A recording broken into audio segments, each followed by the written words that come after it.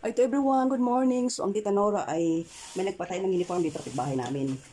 So, ngayon, ituturo ko sa inyo kung paano ang paggamit sa paggawa kanila ng konsuming tela. Ito ay box plates. 4 na box plates sa front, 4 na box plates sa likod. So, ito yung technique, no? Tuturo ko sa inyo. Ang aking tatahiin ay, ang waistline niya ay 28. 28, ang kanyang skirt length ay 24. So kung maraming tela maraming tela kayo, so 60 ang width dapat nitong anyong tatahiin, 60 ang width. So ang gagawin nyo, i-times 3 nyo yung 28. Yun yung kanyang kasama ng pleats doon. So technique yan ha. I-note niyo ha.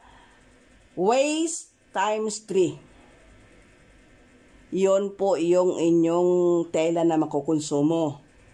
So 28 yung kanyang 14 yung kanyang 14 yung kalahati. So yung isang ganito 14 dahil 28 ang kanyang waistline. So 3 times 14 so 30, 42. So ang gawin nyo yung 42 kung konti ang tela nyo ha. Pero kung marami ang tela nyo, gawin yung 45. Gawin yung 45. Yung 15, yun yung kukuhanin nyo dito sa side. So, kuha kayo 15 dito. No? At yung haba naman ng palda, halimbawa, ang haba ng palda ay 24 and a half. Magdadagdag kayo ng 2 inches. So, 26 and a half plus yung 2 inches o 1 and a half na paha niya, yun yung allowance niya. No, marami na yun. So, ayan. So, ngayon, 42.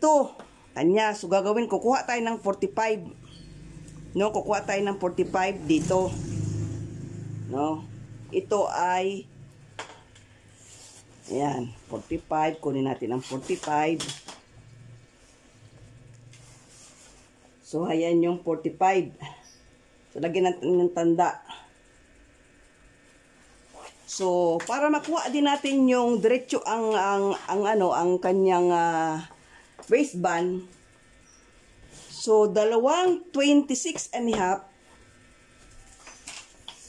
Dalawang 26 and a half. Yun ang, doon kayo gumupit.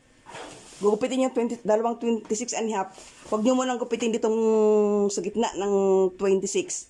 So, yung dalawang 26, dito kayo magupit sa dalawang 26 na. Dalawang 26 na sukat yan dito. Dito nyo gupitin. Katapos, kukunin nyo muna yung 45. 45. Kunin nyo yung labis dito, pahaba. Katapos, pag nakuha nyo ng 45 na, i-separate nyo na ito, saka nyo hatiin. So, diretso ito. Diretso ang pampahan nyo. Yan, mula doon, diretso. So, ganun ang teknik ng paggawa ng palda na hindi kayo mahirapan pag-compute. So, ayan, dalawang 26 and a half, Dalawang 26 and a half yan. So, gupitin nyo muna. Makinig kayo mabuti ha, para titiknik yung ibahagi ko sa inyo para madali lang sa inyo ma-estimate lang ang paggawa ng uniform. So, ayan. Ito ay uniform na meron siyang, tawag yan, meron siyang, ayan siya, ayan. So, ayan siya. Dalawa na yan, likod at harap. So, ang gagawin mo, dito ka kukuha. Kunin mo yung tabi na diretso na yan. Diyan ka na kukuha ng bulsa at ng iyong waistband. Sukat tayo ng 45. Kaya nawala na yung aking tanda kanina. Yung 45 enough na yun. So, ayan siya. So, yung kukunin natin ay 14 inches. So, kulang pa itong tela. Hindi pa 60 ang width. Ang dahil talaga 59, kala mo 1 inch na yun. So, kukunin natin ang 14 inches. Yan. Yan. Kukunin natin ang 14 inches. Ganyan ang paggawa ng, para hindi kayo nahihirapan, hindi kayo kapos ng tela, hindi labis, hindi kayo mahirap gawa ng pleats. So, tandaan, waistline times 3. Yun ang inyong kukunin. Yun yung gagawin yung flex. So yung labis, ito yung gagawin yung paha at saka bulsa. Di ba? Oh. Kukuha kayo ng bulsa dyan. Oh. Oh, kuha yung bulsa doon. O dito na yung waistband nyo. Malaki. Hindi siya, diretso siya, hindi siya putol. Walang dugtong yung kanyang waistband. Di ba? So ayan siya. So ayan, nagupit na natin. Ito ay kukuha ng bulsa. So ito naman, saka natin siya hatiin. Diba? Saka natin siya hatiin dyan sa gitna. Ito yung inyong gagawing box plates. Yan. So dito muna tayo sa bulsa. Ayan, sa bulsa. Saan yung ruler ko? Wala na. Sa bulsa, ayan. Sukat kayo ng 4 inches dito or 5, ayan. 5. Tapos dapat 6 and a half, 7 nga yan eh.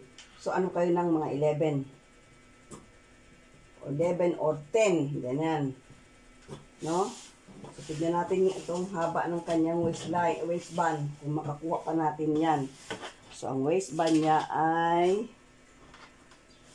28. So ayan o. 28 ang waistband plus allowance. So, hindi magdudugtong kayo sa waistband. Makakuha pa kayo ng bulsa. Ganun ang pag-compute ng tela. No? So, ayan. Kung gagawin natin ngayon, dapat yung butas ng kanyang dito, ito guhit yan. Tuwid yan. Bababa kayo ng half inch. And then, sukat ng 5, mula doon sa 5, guhit pa ganyan. Oh. And then, dapat dito 6. 6 and a half or 6. Diyan. Wait kayo mula dito, hanggang doon, pagtungin nyo. Mula dito, bababa kayo ng 6 and a half. And then, ganyan. Katapos, dito, sukat kayo ng 4 inches or 5. Ganyan. Yan. And then, guhit yan, no? Tuwid lang. Tuwid lang. Katapos, hindi ko ilong nyo. Ako, nabali na ito ng pan ko. Hindi ko ilang pa ganyan, no? Yan na yung bulsa niya. Diba?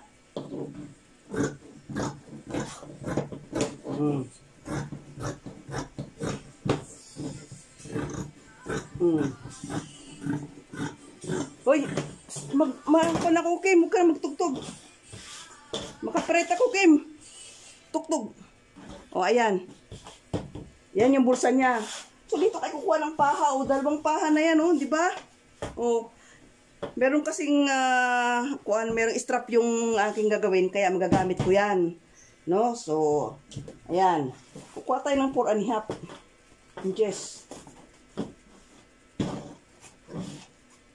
So, ang kanyang kuwan ay 24. So, magiging 25 yun. Kung 24 and a half ang inyong waistline, ang gagawin nyo ay 25. Pinaka-allowance yan yung half inch. So, yan ang technique yan, ha? So, 12 and a half. So, 12 and a half. Ito nga tayo kukuha. Yan. So, 24 and a half. Magiging 25 yan. Yan, magiging 25 yan.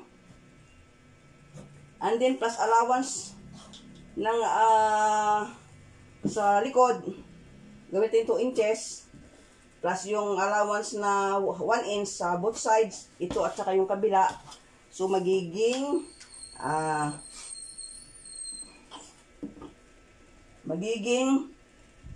so 28.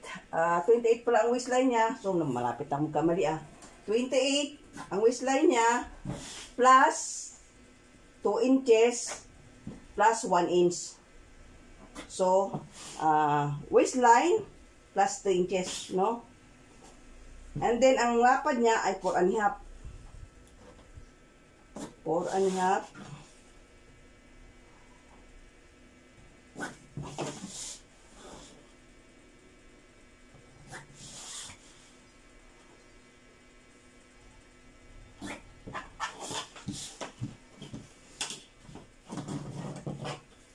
Pakita ko lang sa yung mga beginners na gustong manahi sila ng ano, ng palda. So, marami ditong nag-struggle. Pero kung tutuusin, madali lang ito. So, bagi ko sa inyo paano yung madali. Para makarami kayo. No? Ang dahil pa namang gawain sa bahay. Pag sa bahay na kayo tatay, ang daming gagawin. So, katapos ito pa. So, para mas madali ba?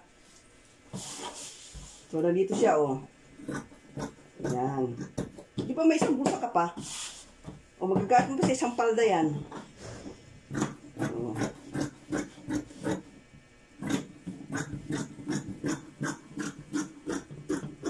Ito na yung paha niya. Diba? Paha na 25, oh.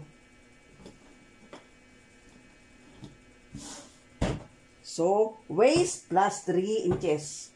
Yan yung waistband. And then, saka natin hatiin itong, ito na yung waistband niya.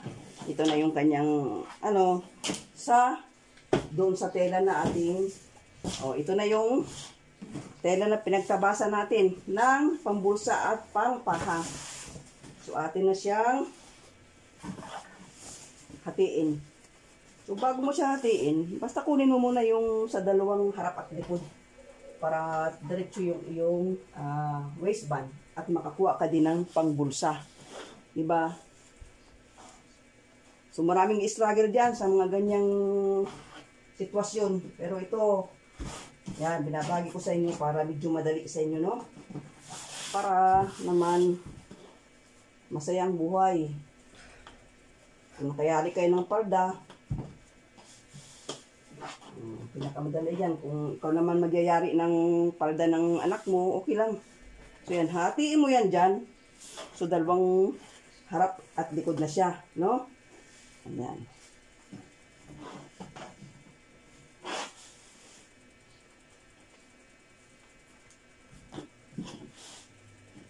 Kaya ako pag minsan naglalabis ako dito dahil yung tela ay banking. I mean, ito ay minsan kahit tweed mo siya. Dito mo na gugupitin. No? Dito mo na gugupitin.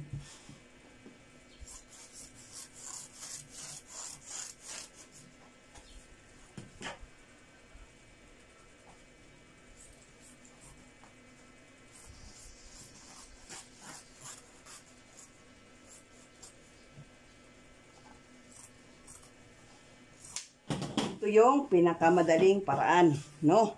O, yan. Katapos ka na pang palda. O. Ayan, tela yan, ha? O, hindi yan yung papel o kuwan, kundi yan, o. Ayan ang bulsa. Ito yung waistband. Hanggang dito na lang, no? Sa sunod na video ay yung paano paggawa ng strap, no? Para hindi tayo mahirapan paggawa ng strap. And then yung paggawa ng baby collar niya, no? Bye for now. God bless everyone. Have a good day.